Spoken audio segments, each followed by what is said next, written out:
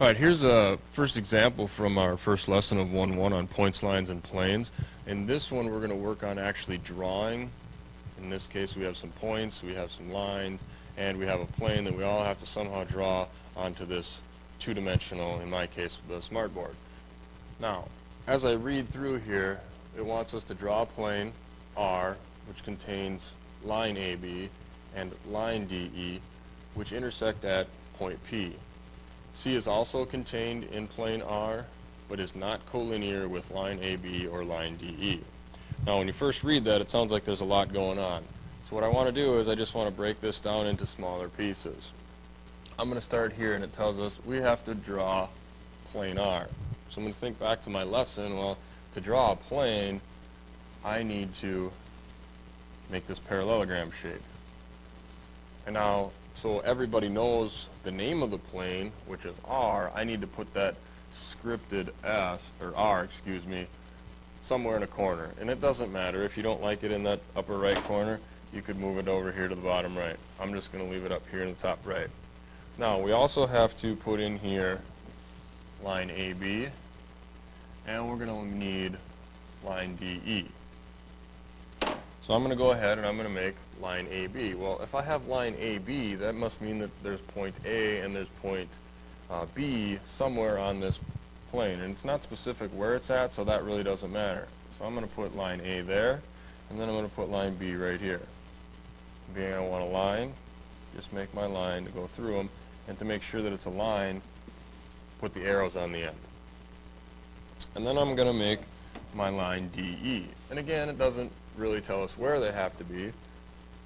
So I'm going to put D here, and I'm going to put E here. So line point D, point D. And if you want to spread them out more, you can.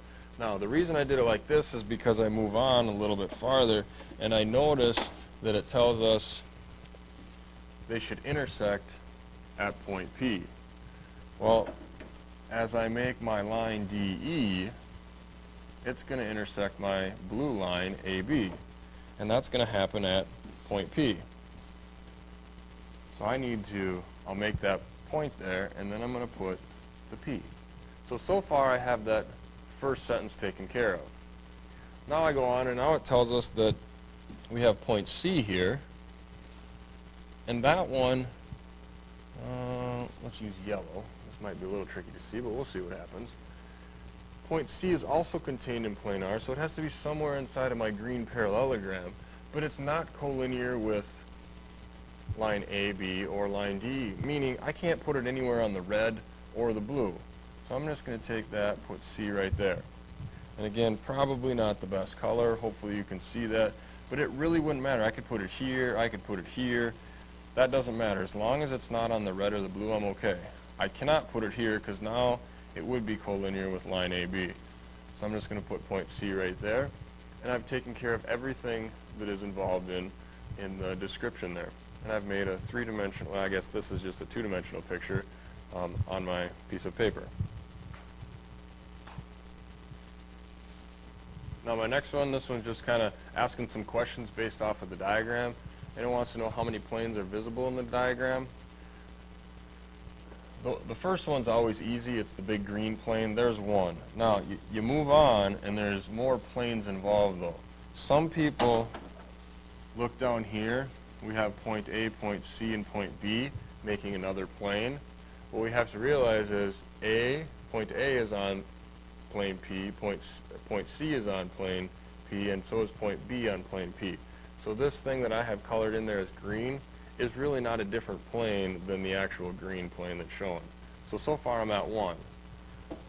Now I look here, and well, I can go with, if I take point D, point C, and point A and connect them, I get another plane. Now realize when I say connect, that probably wasn't the best way to say it, because remember, the plane's going to extend forever in all directions. Notice the little red triangle that I have highlighted. It's a triangle, and the plane would keep going, but we can see part of the plane in that triangle. So now I'm up to 2. I can also go on, and I can look at here, C, B, and then to D. Makes another triangle again, so that would represent part of a plane. Now I'm up to my third plane. And then last but not least, if I look A to B to D, this one that looks like it's in front, that would give me my fourth plane. The line over here to the left, that's not going to do anything as far as creating another plane. So answer to this first one would be, there are 4 planes. Now it says name 3 collinear points. Now remember, collinear has to be on the same line. So when I get there and I look at this, I got to find 3 points that are on the same line. Well, I could go F, E, but then there's not a third point on that line. You have point A and point B, that doesn't work. But when I get here, I can go B to G to D. Those 3 points are all on the same line. So my answer can be point D, point G, and point B. And the order wouldn't matter. If you're a person that likes to be in alphabetical order and you'd rather put that B in front, you could. I tried doing it, but they're all linked together. Name 4 non-collinear points. Well, you just have to find 4 points that are not on the same line. And really, you can start off with D, G, and B again. Those 3 together by themselves are collinear. Now, if I take a 4th point, and it really doesn't matter which one you pick, I could pick point A. Now, when I group the 4 together, since all 4 of them can't be on one line at the same time, they're non-collinear. And there are many more examples in that picture of it as well. And then my last question, it's asking, do line EF and line AB intersect? Let me get rid of that first, so I can highlight these 2. So I have line EF,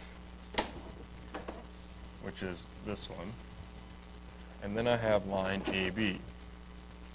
Make it a line so it extends. Now, based off of that, my picture that I have right there, it looks like they would actually intersect and they would touch.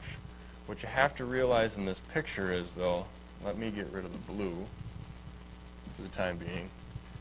Notice you have this solid part of the line, I would say looks like it's above the plane, and then you have this dashed part, and the reason they make it dash is to show that it's actually extending through the plane. So it's not on the plane, it's just going through it. And I'd like to think of this as, think of the floor, and you'd have something vertical going through the floor, and then the red line is actually on the floor, but they're not actually going to touch, because where it looks like they're touching here, you know, if you're looking on the red, that's on the floor, but if you're looking at the blue, that would be below the floor. So obviously they can't be intersecting. So when we answer our question, do they intersect? The answer is no, they do not intersect, even though on this 2-dimensional sheet of paper it could look like they do. And those are the 2 examples that I'm going to give you from that first lesson.